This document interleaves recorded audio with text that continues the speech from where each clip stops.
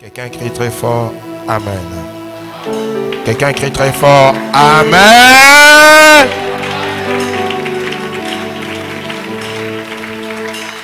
Ésaïe 52. Si tu es assis, tiens-toi debout. Je ne sais pas pourquoi tu te fatigues dans une présence aussi glorieuse.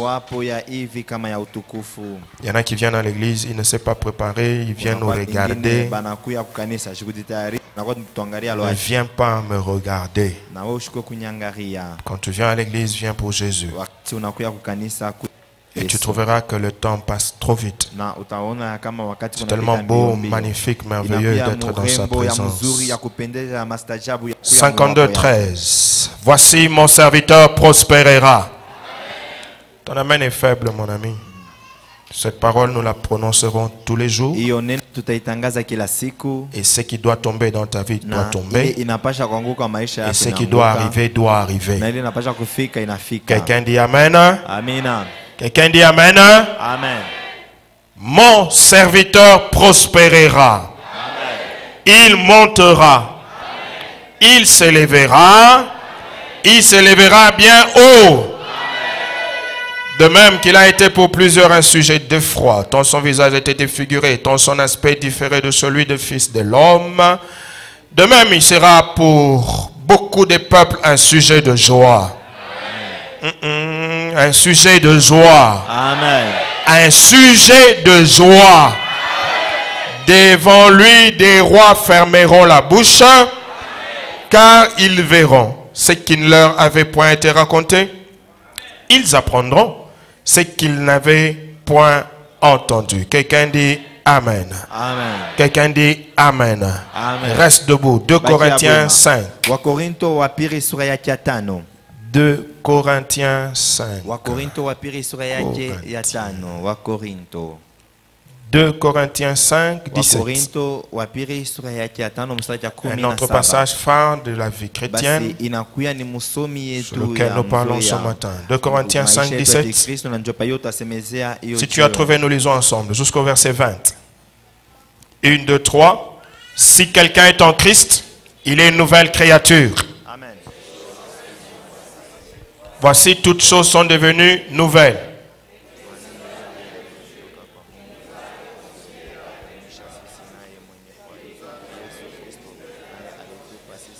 Car Dieu était en Christ réconciliant le monde avec lui-même, en n'imputant point aux hommes leurs offenses, et il a mis en nous la parole de la 20. Nous faisons donc les fonctions d'ambassadeurs pour Christ. Nous vous en supplions au nom de Christ. Soyez. Amen. Tu peux t'asseoir. Luc chapitre 15. Une autre histoire que nous connaissons. Verset 11. Je vais lire seul et rapidement jusqu'au verset 24. Il dit encore, un homme avait 2 fils. Le plus jeune dit à son père, mon père, donne-moi la part de bien qui doit me revenir. Et le père leur partagea son bien. Peu de jours après, le plus jeune fils, ayant tout ramassé, partit pour un pays éloigné, où il dissipa son bien en vivant dans la débauche. Lorsqu'il eut tout dépensé, une grande famine survint dans le pays, et il commença à se trouver dans le besoin. Il alla se mettre au service d'un des habitants du pays, qu'il envoya dans ses champs garder les troupeaux, les pourceaux. Il aurait bien voulu se rassasier des carouches que mangeaient les pourceaux, mais personne ne lui en donnait. Il est tellement descendu très bas qu'on ne pouvait même pas lui donner la nourriture des animaux. Étant rentré en lui-même, il se dit, combien de mercenaires chez mon père ont du pain en abondance, et moi, ici, je meurs de faim. Je me lèverai, j'irai vers mon père, et je lui dirai, mon père, j'ai péché contre le ciel et contre toi. Je ne suis plus digne d'être appelé ton fils. Traite-moi comme l'un de tes mercenaires. Et il se leva, alla vers son père. Comme il était encore loin, son père le vit et fut ému de compassion. Il courut, se jetait à son cou et le baisa. Le fils lui dit, mon père, j'ai péché contre le ciel et contre toi. Je ne suis plus digne d'être appelé ton fils. Mais le père dit à ses serviteurs, apportez vite la plus belle robe et l'en revêtez. Mettez-lui un anneau au doigt et des souliers aux pieds. Amenez le veau gras et tuez-le. Mangeons et réjouissons-nous, car mon fils que voici était mort et il est revenu à la vie. Il était perdu et il est retrouvé. Et ils commencèrent à se réjouir. Quelqu'un dit Amen. Quelqu'un dit Amen. Amen. Bonjour à tout le monde. Bonjour. Bonjour à tout le monde. Bonjour. Nous sommes au mois de mars et nous continuons dans notre thème, la montée avec Dieu, qui est le thème de l'année. Nous avons fini avec les auteurs nous appartiennent. Et ce dimanche, le dimanche prochain aussi, je parlerai sur soyez réconciliés avec Dieu.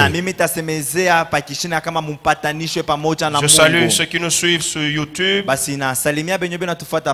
et ceux qui vont nous suivre sur les réseaux sociaux. Gloire au Seigneur d'écouter, d'entendre ce message et de le partager. Soyez réconciliés avec Dieu. Je voudrais dire ceci à quelqu'un ce matin. Il n'y a pas de montée en Dieu sans la réconciliation avec Dieu. Je ne peux pas monter avec le Seigneur si je ne me suis pas réconcilié avec lui. Je dois me réconcilier avec Dieu pour que Dieu vienne faire le travail de me faire monter. Si je ne suis pas réconcilié avec Dieu, je ne peux pas non plus prétendre monter avec lui. C'est pourquoi l'apôtre Paul dit, nous vous en supplions, soyez réconciliés avec Dieu. Dans le monde où nous vivons, qui est un monde de relations, parfois chacun travaille à être réconcilié avec son ami, son frère, sa soeur.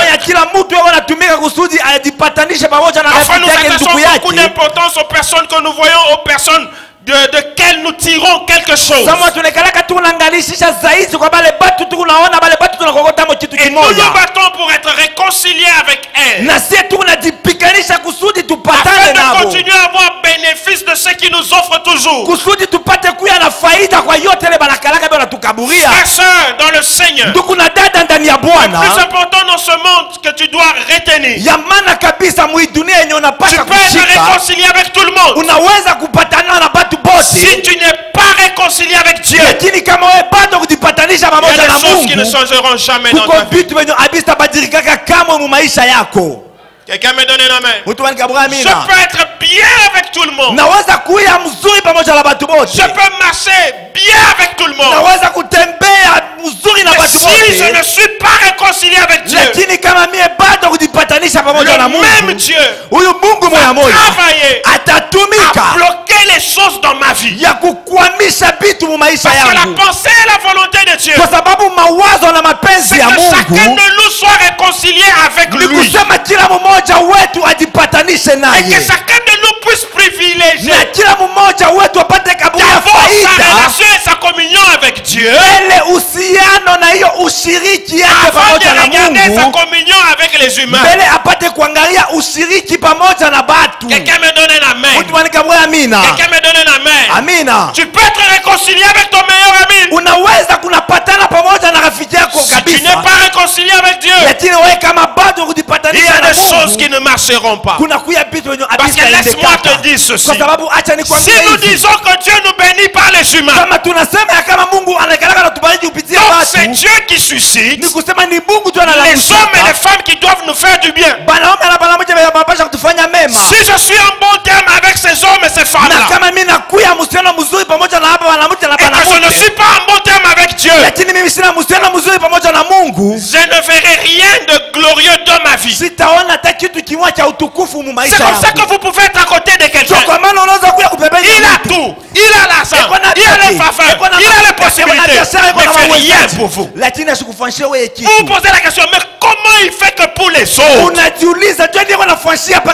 Si tu es chrétien, si tu es enfant de Dieu, la question c'est, es-tu réconcilié avec Dieu? Regarde ton voisin. Pose-lui la question. Es-tu réconcilie avec Dieu?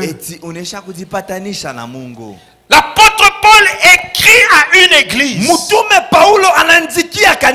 ne parle pas aux païens. Il parle aux chrétiens. Il leur dit, nous vous en supplions, soyez réconciliés avec Dieu. Ça veut dire que ça doit être la première des choses importantes dans nos vies. Suis en bon terme avec Dieu. Les hommes peuvent m'acclamer, m'apprécier. Les hommes peuvent dire, wow, c'était merveilleux. Rétablir la paix entre des ennemis. Réconcilier veut dire rétablir l'amitié entre des personnes qui se sont brouillées, des personnes qui ne se sont pas mis d'accord. L'une a pris la gauche, l'autre a pris la droite. Quand on parle de réconciliation, on parle de rétablissement de l'amitié entre des personnes brouillées. Mais quand on dit réconcilier avec, cela veut dire faire disparaître des sentiments peu favorables qu'on avait sur quelqu'un ou sur quelque chose. Faire disparaître des sentiments peu favorables qu'on avait sur quelque chose ou qu'on avait sur quelqu'un. Troisième définition, c'est mettre d'accord. Si nous n'avions pas été d'accord et que nous décidons de nous mettre d'accord, ça s'appelle réconcilier. Et quand l'apôtre Paul dit soyez réconciliés avec Dieu, il veut dire aux chrétiens, rétablissez cette amitié entre vous et Dieu. Rétablissez cette communion entre vous et Dieu. Rétablissez cet accord entre vous et Dieu. Rétablissez cet amour entre vous et Dieu. Bien-aimés frères et sœurs, quand on parle d'amitié, il y a de l'attachement dans cette affaire. Je ne peux pas parler d'amitié si je ne suis pas attaché. Quand je parle de réconcilier avec Dieu, nous rétablissons l'amitié, mais dans cette amitié, nous retrouvons de l'attachement. La petite question de ce matin, est-ce que tu es attaché à Dieu? Est-ce que ta vie est attachée à Dieu? Ou ta vie est attachée à autre chose qu'à Dieu?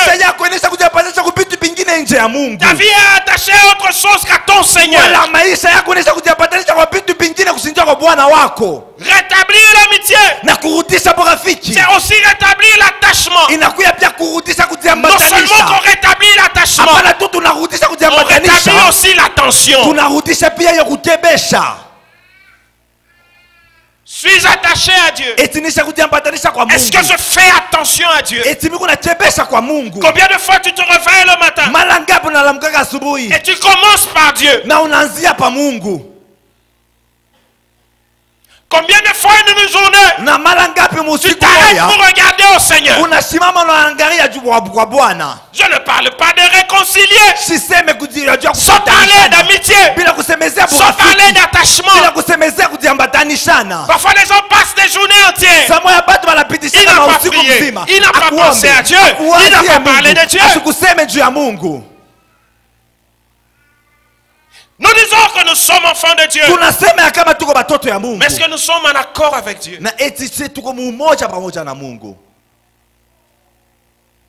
Il n'y a pas de montée Tant que je ne suis pas réconcilié avec lui, je dois me réconcilier avec lui. Afin qu'il fasse un travail de montée. Quand il n'y a pas de réconciliation, ça veut dire qu'il y a conflit. Oh, les conflits, c'est une zone de tension. Et quand il y a la tension, la destruction peut s'inviter. Quand il y a des conflits, la destruction peut arriver. Je ne dois pas vivre ma vie chrétienne tout en étant en conflit avec Dieu. Frère, sœur, arrête-toi un moment. Pose-toi la question. Est-ce que entre moi et Dieu ça va? Dans nos relations, nous avons besoin chaque fois de nous appeler, de nous écrire, de savoir comment tu vas. As-tu bien dormi? Est-ce que ta journée s'est bien passée? Ça, c'est une relation que nous voulons garder, que nous arrosons. Mais la relation avec Dieu, comment nous la traitons? Comment tu la traites? C'est ainsi qu'il y a des hommes. Ils sont plus basés sur les humains qu'ils voient. Mais ils oublient le Dieu qui les a créés. Soyez réconciliés avec Dieu. Ce matin, le Seigneur t'appelle à rétablir l'amitié qu'il y a entre toi et lui. Est-ce que Dieu peut t'appeler son ami?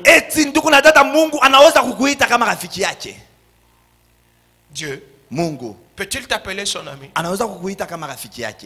Ce jour-là, il est allé chez Abraham. Il a mangé. Il a voulu partir. Il s'est dit non. Je ne peux pas aller faire ce que je dois faire sans dire à mon ami Abraham. Je ne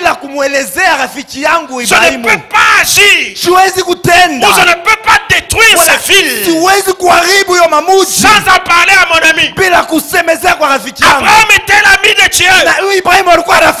Est-ce que toi tu es l'ami de Dieu? Est-ce que Dieu peut t'appeler son ami? Combien de temps tu passes avec lui? Combien de temps tu veux lui parler? Combien de fois dans tes pensées il revient? Est-ce qu'il peut t'appeler son ami? Nous pouvons être à l'église tous les jours, avoir notre Bible, passer la parole, faire le service, faire tout ce que nous faisons, adorer le Seigneur. Mais est-ce qu'il est notre ami?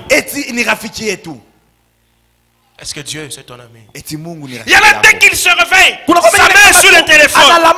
Il veut parler avec ses amis. Il veut prendre des nouvelles. Il veut raconter des choses à ses amis. Mais il oublie l'ami principal qui est Jésus. Est-ce que Jésus est ton ami? Est-ce qu'il est ton ami? Soyez réconciliés avec Dieu. Rétablissez votre amitié avec lui.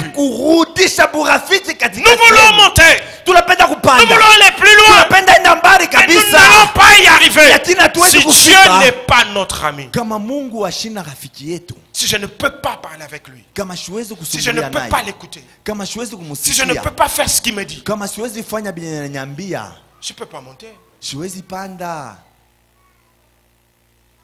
Je veux que quelqu'un ce matin regarde sa relation avec Dieu. Est-ce qu'il est ton ami? Et s'il est ton ami, combien de temps tu passes avec lui? Dans notre monde aujourd'hui, les amis veulent rester ensemble, même sans rien dire. Il veut avoir son ami à côté de lui, même sans rien dire. Il veut seulement le voir, même sans rien dire. Il veut seulement sa présence. Est-ce que Dieu est ton ami? Est-ce que tu es réconcilié avec lui? Parfois nous sommes pris dans beaucoup de choses. Nous sommes tiraillés à gauche et à droite. Et nous oublions l'essentiel. Nous oublions. Nous oublions. Ce matin, frère et sœur, regarde. Jauge ta relation avec Dieu. Est-ce que cette relation vaut la peine d'être appelée une relation avec Dieu? Est-ce que cette relation-là, tu l'amènes à cause des yeux des hommes ou tu l'amènes pour Dieu? Est-ce que cette relation-là, tu peux prétendre aujourd'hui que cette relation-là est bonne, que la communion entre toi et Dieu est parfaite? Nous nous battons pour beaucoup de choses, mes amis. Mais dans la plupart des cas, nous ne nous battons pas pour notre relation avec Dieu, pour notre communion. Nous voulons savoir si les hommes sont avec nous. Nous voulons savoir si les femmes sont avec nous. Mais combien de fois tu veux savoir si Dieu est avec toi? Combien de fois tu t'es assis pour dire est-ce que tu es avec moi? Mais tu peux te battre pour que les hommes soient avec toi. Mais tu oublies que les hommes peuvent être avec toi et vous formez la minorité. Et rien ne se passe dans ta vie. Regarde ta relation avec Dieu. Qu'est-ce qui se passe dedans? Frères et sœurs, je le répète encore ce matin. La vie chrétienne est d'abord une vie individuelle. Et c'est une vie de relations. Et la première relation la plus importante, c'est la relation avec Dieu. Sois réconcilié avec Dieu. Je voudrais dire 5 choses sur la réconciliation. Là où je vais m'arrêter, je m'arrêterai. 5 choses sur la réconciliation. La première des choses, c'est que la réconciliation ramène les cœurs et apporte un soulagement. La réconciliation ramène les cœurs et apporte un soulagement. Quand on n'est pas réconcilié avec Dieu, quand il y a conflit avec Dieu, le cœur de Dieu est loin de toi. Et même ton cœur à toi est loin du cœur de Dieu. C'est-à-dire qu'il y a des choses qui t'arrivent par surprise. C'est-à-dire que tu te retrouves dans des choses, tu ne comprends pas comment tu es entré dedans. Parce que le cœur de Dieu est loin de toi. Et parce que ton cœur est loin du cœur de Dieu. Comment tu sauras les pensées de Dieu, les désirs du Seigneur, si vos cœurs sont éloignés? C'est là que nous tombons dans des choses. Nous nous posons des questions. Mais comment est-ce que c'est arrivé? Comment est-ce que je ne pouvais pas savoir? Comment tu peux savoir si ton cœur est loin de Dieu? La réconciliation ramène les cœurs et apporte un soulagement. Fais attention à ta vie, frère. Quand tu es loin de Dieu, tu sais sentir des pressions sur ta vie. Il y a des choses qui ne marchent pas dans ta vie juste parce que tu es loin de Dieu. Il y en a qui viennent à l'église, mais ils sont loin de Dieu.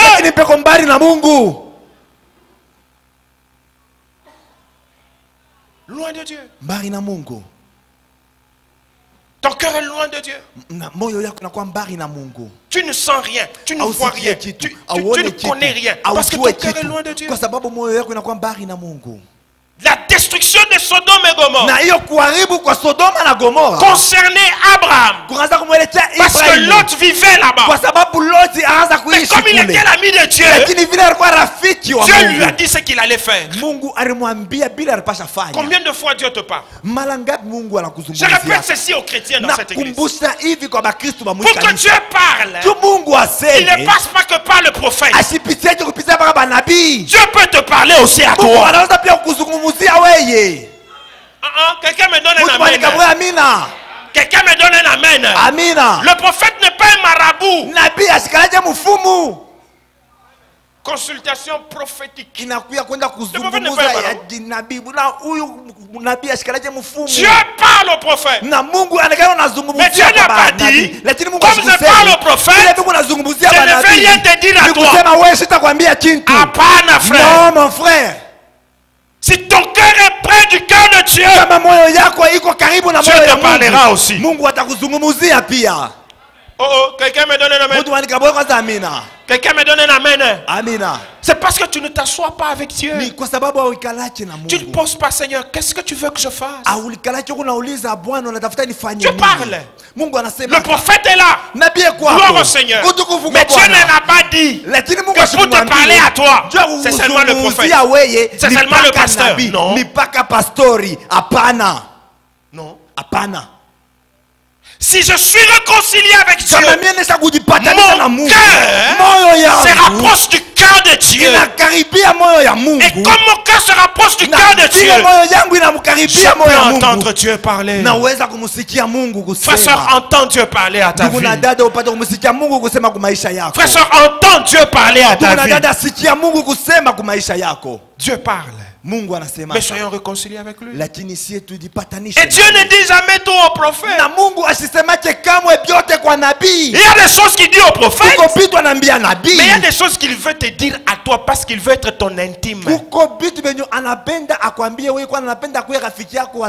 que quelqu'un m'écoute ce matin? Est-ce que quelqu'un m'écoute ce matin? Dans l'affaire d'intimité,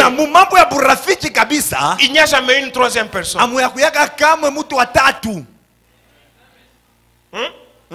Dans l'affaire d'intimité, quand il y a une troisième personne, ça veut dire que ce n'est plus l'intimité. Et Dieu veut être ton intime à toi. Ça veut dire qu'il y a des choses qui peuvent dire par le prophète. Mes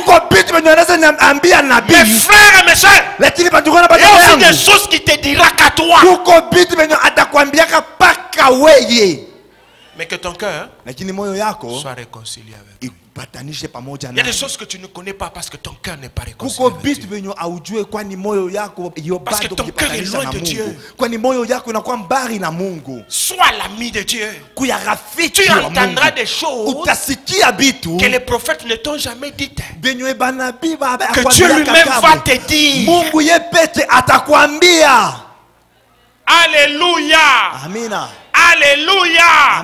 C'est vrai que nous sommes dans une saison prophétique terrible. Mais vous savez pourquoi j'aime Dieu? Dieu sait respecter l'intimité.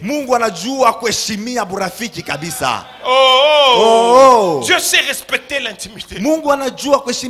Il y a des choses que lui-même te dira qui ne passeront pas par quelqu'un d'autre. La réconciliation ramène les cœurs. Cet enfant revient, c'est son père. Il décide de revenir. Il décide d'aller se réconcilier avec son père. Et le cœur du père était là à attendre tous les jours le fils. Mon frère et ma soeur, je veux que tu saches ceci. Dieu sera toujours là à t'attendre pour l'intimité avec toi. Parfois tu vas très loin pour rien. Dieu t'attend. Dieu veut que tu fasses un pas et que tu vives une intimité profonde avec lui. La meilleure vie chrétienne, c'est d'abord la vie chrétienne cachée. Dans l'intimité avec Dieu, je peux parler avec lui. Je peux découvrir des choses. Je peux danser quand quelqu'un n'est pas là. Je peux l'adorer moi-même. Je peux pousser des cris de joie moi-même. Je peux crier moi-même. Parce que c'est ça qu'il est là. C'est mon ami. Mon cœur est collé à lui. Je peux lui dire des choses que je ne peux pas dire aux humains. Je peux lui dire des choses sans que les humains n'entendent ce que je lui dis. Parfois nous prions. Sema tunaomba. Parfois nous crions. Sema tunalalamika. Parce que nous savons que les humains sont là, ils vont entendre. Kwa sababu tunajua sema bantu bekupale batashikia. Combien de fois tu pries, tu dis des choses à Dieu que les humains n'entendent pas? Mara ngapi unikala kwa kunaomba unamwambia Mungu vitu venye binadamu basikie? Combien de fois tu es enfermé seul? Tu lui dis Seigneur, je t'aime. Kujifungia peke yako unamwambia Bwana, mimi nakupenda. Uko vyote vyangu. Uko nguvu yangu. Uko utukufu yangu. Sans toi je ne suis rien. Bila wewe sina kitu. Combien de fois tu es avec lui, tu lui dis Seigneur? Mara ngapi uko pamoja na unasema Bwana? Si tu n'étais là. Je ne sais pas ce que j'allais être moi. Combien de fois? C'est ça l'intimité. Et Dieu est là, il attend. Le Père était là. Il a vu le Fils venir. Son cœur s'est réchauffé. Dieu n'est pas d'abord le Dieu de la foule. Dieu doit d'abord être ton Dieu à toi. Est-ce qu'il est ton Dieu? Est-ce qu'il est ton ami? La réconciliation ramène le cœur. Le Seigneur veut que ton cœur revienne à lui. Arrange avec lui. Ne sois pas en conflit avec Dieu. S'il y a une chose qu'il faut éviter dans la vie, c'est d'être en conflit avec Dieu. Je peux accepter d'être en conflit avec tout le monde, mais pas d'être en conflit avec Dieu. Tout le monde peut ne pas me comprendre. Tout le monde peut ne pas m'aimer, mais que je ne sois pas en conflit avec Dieu. C'est comme ça que Pierre peut répondre aux Sahédrins, les grands décideurs du peuple. Il leur dit, voyez vous-même, faut-il obéir aux hommes ou à Dieu? Pierre est prêt de sacrifier sa vie parce qu'il sait que le plus important pour lui, c'est sa relation avec Dieu et non avec les hommes.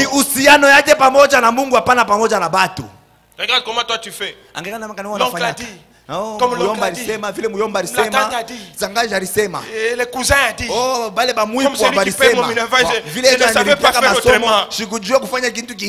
Quel est le niveau de ta relation avec Dieu? Est-ce que ton cœur est collé au cœur de Dieu? Le Père était prêt. Lorsque le Fils a fait le pas, le Père a couru.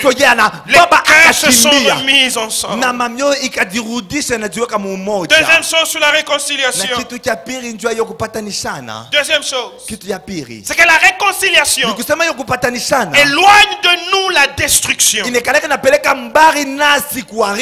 La réconciliation éloigne la destruction.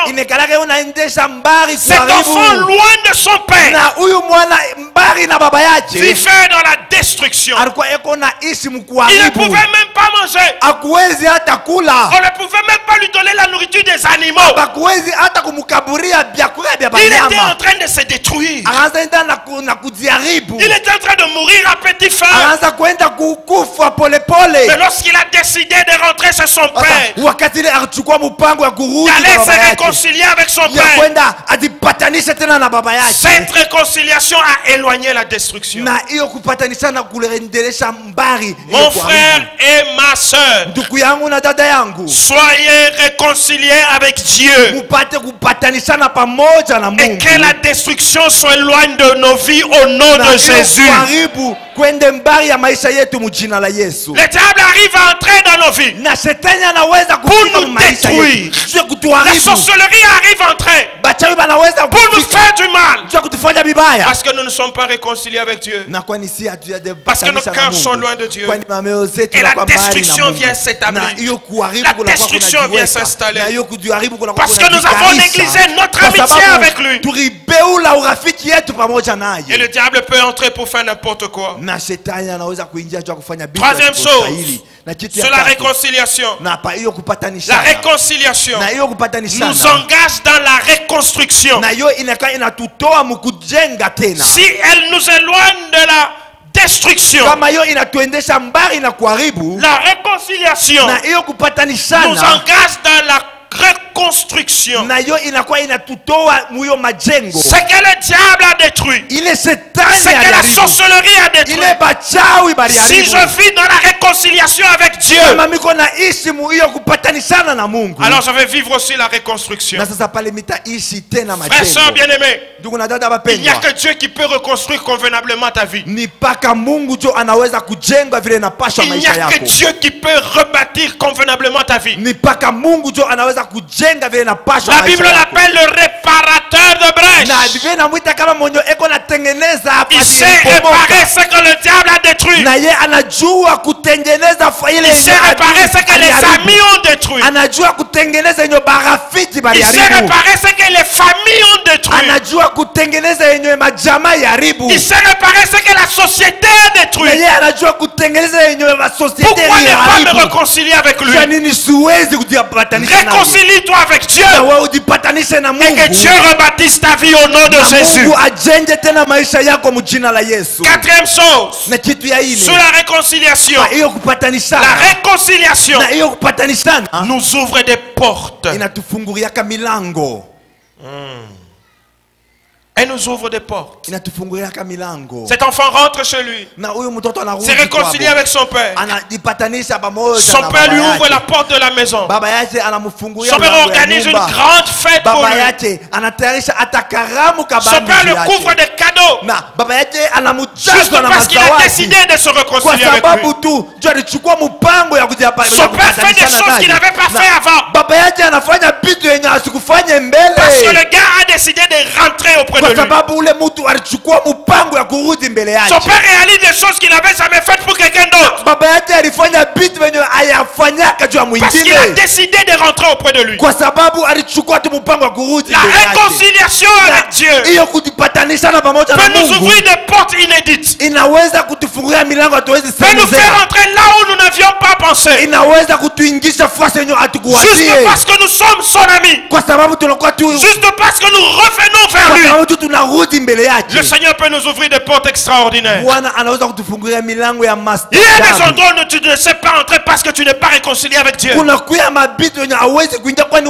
que tu n'es pas l'ami de Dieu. Il y a des choses que tu n'arrives pas à vivre parce que tu n'es pas réconcilié avec Dieu. Parce qu'entre toi et Dieu, il y a des tensions, il y a des conflits. Vous savez pourquoi il y a des gens qui n'arrivent pas à prier longtemps? Vous savez pourquoi il y a des gens qui n'arivent pas à tenir dans la présence de Dieu? Généralement, c'est parce qu'ils ne sont pas réconciliés avec Dieu. Il sait qu'il a un problème avec Dieu. Il sait qu'il a péché. Il sait qu'il a mal fait. Il sait que Dieu lui reproche quelque chose. Mais il est en train de fuir. Il ne sait pas prier. Il ne sait pas être dans sa présence aussi longtemps. Le problème c'est lequel? Il n'est pas réconcilié avec Dieu. Vous savez pourquoi quand quelqu'un même vient à l'église, ça la nuit, il vous regarde là, il vous trouve étrange. Il regarde les gens en train de dormir par terre, de se coucher par terre, d'autres sont à genoux, d'autres sont debout. Lui, il trouve étrange. Il a envie de partir, il regarde à sa montre tout le temps. Le problème c'est lequel? Il n'est pas l'ami de Dieu. Il n'est pas réconcilié avec Dieu. Quelqu'un me donne un amen. Amen. Quelqu'un me donne un amen. Amen. Il trouve des choses étranges parce qu'il est en conflit avec Dieu. Et tu es en conflit avec Dieu. Si tu es en conflit avec Dieu, réconcilie-toi avec lui. Alléluia. Amina. Alléluia. Amina. Réconcilie-toi. Tu peux sembler être bien. On te regarde, on t'apprécie. Mais tu sais quelle est la tension qui existe entre toi et Dieu. Tu sais que Dieu t'a demandé de faire quelque chose que tu n'as pas fait. Tu sais que Dieu t'a dit abandonne telle chose que tu n'as pas fait. Et tu n'arrives pas à prier. Parce qu'il y a un conflit établi entre toi et lui. Tu n'arrives pas à tenir dans sa présence. présence. Parce que sa présence va te rappeler que tu n'as pas fait ce qu'il t'avait dit. La réconciliation avec Dieu ouvre les portes. La réconciliation avec Dieu nous fait entrer là où nous ne pouvions pas entrer. Mais tant que nous ne sommes pas réconciliés, les portes sont fermées. Le bonheur est fermé. La joie est fermée. La paix est fermée. Réconcilie-toi avec Dieu. Cinquième chose et la dernière. Nous allons continuer dimanche prochain. La réconciliation nous amène à un niveau supérieur. Nous fait monter à un autre niveau. La réconciliation avec Dieu nous fait monter à un autre niveau. Quand je reviens vers le Seigneur, que je comprends mes torts, que je comprends que je n'avais pas raison, notre Dieu, qui a un cœur pour nous, nous fera toujours monter. Pourquoi tu traînes pour entrer au Seigneur? Frère, nous le disons. Si Dieu avait le cœur d'un humain, je crois que toi et moi nous n'allions pas être là. Alléluia. Amina. Alléluia. Amina. Dieu, s'il avait le cœur d'un homme, par exemple, si Dieu avait mon cœur, à ce temps ici, j'ai allé déjà vous couper des têtes. Heureusement que Dieu n'a pas le cœur de l'homme. Dieu a le cœur de Dieu. Alléluia. Amina. Alléluia. Amina. L'humain, quand tu rentres vers lui, vous lui demandez pardon, parce que le pardon c'est le véhicule de la réconciliation. Quand tu rentres vers lui, vous lui demandez pardon, pour que tu te réconcilies, l'humain veut te faire sentir comment lui il a senti quand il avait mal.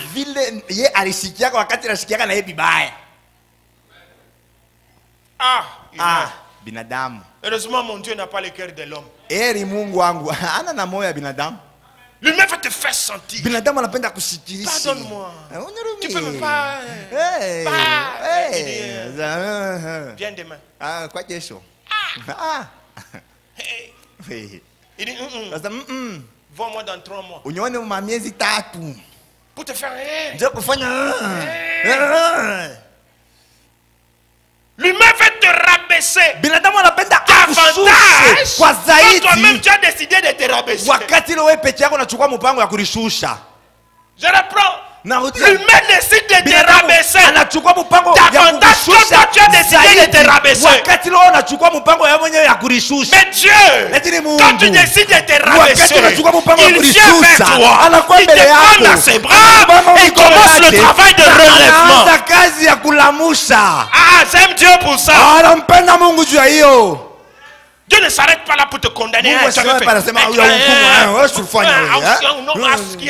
n'a pas les oreilles, toi. Dieu ne fait pas ça. Pourquoi ne pas se réconcilier avec lui? Pourquoi on va fuir quelqu'un comme ça? Quel que soit ce que tu as fait, quel que soit là où ça se passe, réconcilie-toi avec Dieu. Il va te faire monter. Quelqu'un me donne un amen. Amina. Quelqu'un me donne un amen, hein? Amen. Est-ce que tu sais aussi, frère, que quand tu te repens devant Dieu, Dieu n'en parle pas? Tu sais, j'aime Dieu pourquoi? J'aime Dieu. Parce que quand tu te mets à genoux devant lui, vous êtes à deux, c'est la seule. Papa, j'ai péché. J'ai fait ça. J'ai fait ça. J'ai fait ça. Pardonne-moi. Ça se termine entre vous deux. Hey. Quelqu'un me donne un amen. Quelqu'un me donne un amen, hein? Amina. Ça se terminera entre vous deux. Dieu ne va pas les sortir pour aller voir les frères Jean. Pour dire Jean, C'est ce qu'Adam a fait. D'ailleurs, toute la nuit, il a pleuré pour me demander pardon. Adam a fait ça. Dieu ne fait jamais des choses comme ça. Il te pardonne. Il te purifie. Et puis il te relève. Oh, quelqu'un dit Amen. Quelqu'un dit Amen. Amen. Sois réconcilié avec Dieu. Quand tu vas chez lui là, il te relève. Il commence à travailler à te faire monter. Même si les gens t'ont vu et que les gens ont commencé à raconter n'importe quoi, Dieu ne s'accroche pas à ce que les gens disent. Dieu s'accroche à ce que lui a dit sur toi.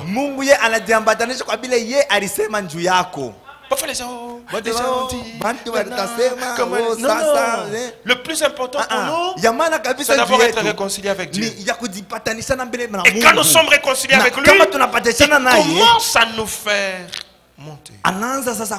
Mais je finis par cette phrase. La réconciliation avec Dieu nous conduira toujours sur deux chemins. Quand je me réconcilie avec Dieu, ça me conduira toujours sur deux chemins. Le premier chemin, c'est la réconciliation avec mon frère.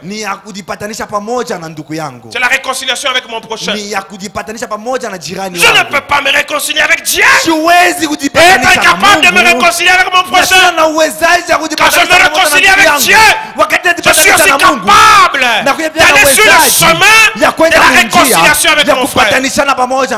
Frère, soeur bien-aimé, la gloire du diable, c'est de nous voir dans la division. C'est de nous voir désunis. La gloire du diable, c'est de nous voir les dos tournés. Celui-ci regarde à gauche, celui-ci regarde à droite, celui-ci dit je ne peux pas faire, celui-ci dit je ne peux pas le dire. Ça c'est la gloire du diable. Si je suis réconcilié avec Dieu, ça me poussera sur un chemin de réconciliation avec mon prochain. Quel que soit ce qu'on t'a fait, pardonne. C'est là où on doit dire Amen. Quel que soit ce qu'on t'a fait, pardonne.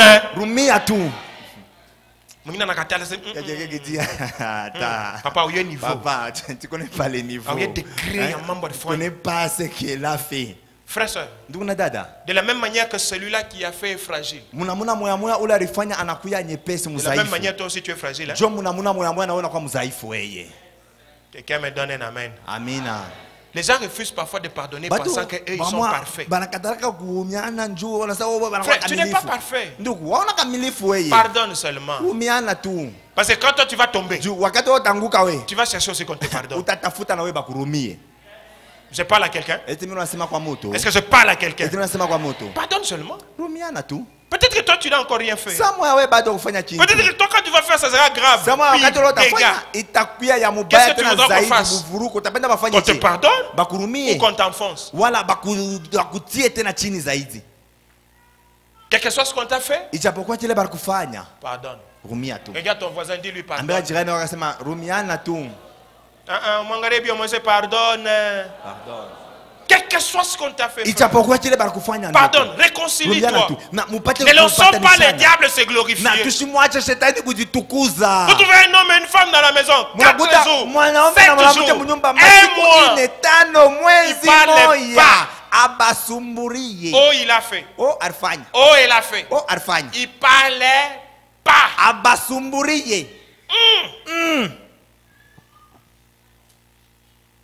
Et puis quand ils sont à l'église, pardonne.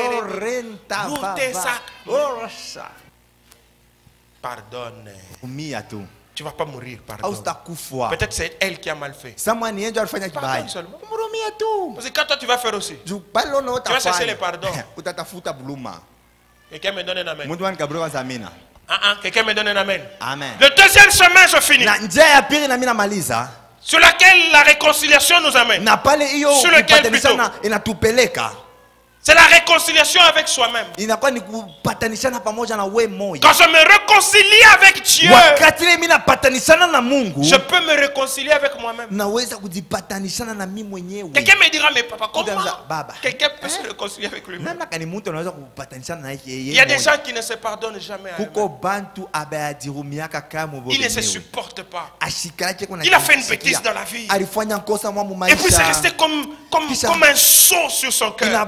Quand il pense à ça, quand il voit ça, il se déteste. Il est en conflit avec lui-même. Il regarde la famille d'où il vient. Il regarde ce que son père lui a fait. Il regarde ce que sa mère lui a fait. Il ne se le pardonne pas lui-même. Il n'est pas réconcilié avec lui-même. Parce que si tu es en conflit avec toi-même, tu n'iras jamais loin. Apprends à te pardonner à toi-même les fautes que toi-même tu as commises.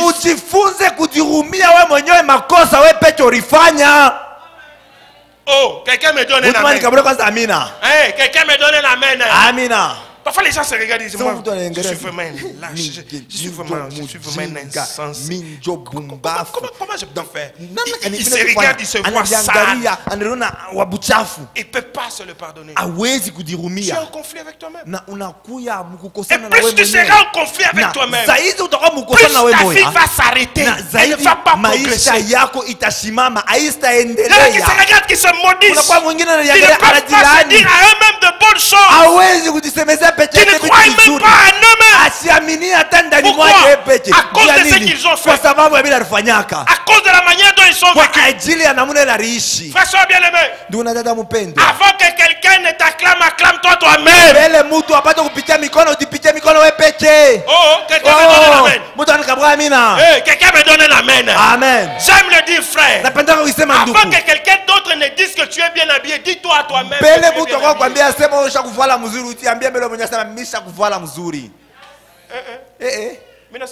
J'ai mal parlé.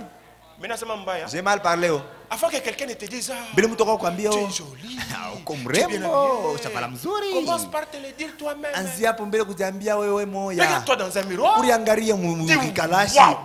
wow. Non, Dieu a créé.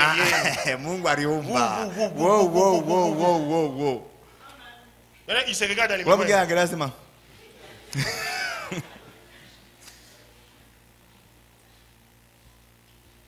Ne sois pas en conflit avec toi-même. Le diable aura toujours de l'ascendance sur toi. Parce que si tu es en conflit avec toi-même, tu ne peux pas non plus avoir confiance en toi-même. Oh frère, la vie est faite de la confiance. Je dois avoir d'abord confiance en moi-même. Pour réussir dans la vie, tu dois d'abord te faire confiance en toi. Mais si tu es en conflit avec toi-même, comment tu vas réussir? Quand je me réconcilie avec Dieu, ça m'amène sur le chemin de la réconciliation avec moi-même. Je dois me pardonner à moi-même. Je dois m'accepter moi-même. Je dois m'aimer moi-même. Je dois m'encourager moi-même. Je dois m'apprécier moi-même. Frère, soeur, est-ce que tu t'apprécies toi? Vous savez les gens, quand il fait quelque chose et les gens ne l'ont pas apprécié, il se plaint. J'ai fait, il n'a rien dit, il n'a rien dit. Moi, tu sais pourquoi? Il a une crise de confiance en lui-même. Une crise de confiance. Frère, quand j'ai fait quelque chose de bien, même si tu ne me dis pas que j'ai bien fait, je sais que j'ai bien fait. Je sais que j'ai bien fait. Alléluia. Amina. Alléluia. Est-ce que je parle à quelqu'un ce matin? Même si on n'a pas apprécié ce que tu as fait, toi commence d'abord par apprécier ce que toi-même tu as fait. Les gens ont une crise de confiance terrible. Ce n'est pas parce que quelqu'un t'a acclamé que réellement tu as bien fait. Si quelqu'un t'a acclamé et que toi-même tu sais que tu n'as pas bien fait, ça ne sert à rien. Ça ne sert à rien.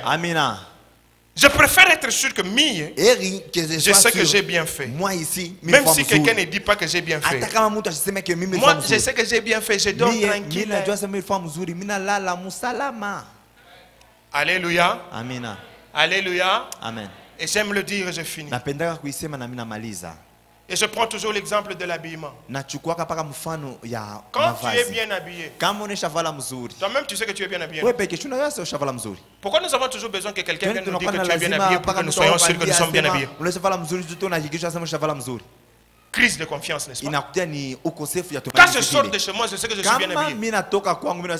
Ou s'aimer, que tu parles, ou si s'aimer, que tu ne parles pas, je sais que je suis bien habillé. Oh. Quand tu sais que tu es mal habillé, quand tu sais que quand tu sors là, ta chemise a une grosse tache derrière, que les gens disent, que les gens ne disent pas, toi tu sais qu'il y a une tache, non? Ok, toi tu ne sais pas qu'il y a une tache. Mais tu sais qu'il y a une tache. Même si les gens disent, tu sais que la tache est là. Même s'ils ne disent pas, tu sais aussi que la tache n'est pas là. Et c'est de la même manière. Quand j'ai fait quelque chose de bon, je sais que j'ai fait quelque chose de bon. Que les gens disent qu'ils ne disent pas, ce n'est pas une crise de confiance. Je sais que j'ai fait quelque chose de bon. Réconcilie-toi avec toi-même, frère. Ne sois pas en conflit avec toi. Et généralement, les gens qui sont en conflit avec eux-mêmes sont des gens conflictuels. Quelqu'un dit amen? Ah, dit amen, j'ai fini, non? Amina. Les gens qui sont en conflit avec eux-mêmes, généralement là où ils sont, il y aura toujours des conflits. Parce que selon les principes des Écritures, l'homme ne donne que ce qu'il a. Si tu es en conflit avec toi-même, alors tu seras une source de conflit. Ferme les yeux, nous prions. On va arrêter là. Mon premier appel ce matin. Y a-t-il quelqu'un ici qui veut donner sa vie? Merci pour ce moment merveilleux passé dans ta présence. Merci Seigneur pour ce culte dans lequel tu nous as arrosés et pour ta présence. Nous voulons partir de ce lieu, mais avec toi, notre ami fidèle. Nous savons, Père, que tu ne nous abandonneras jamais.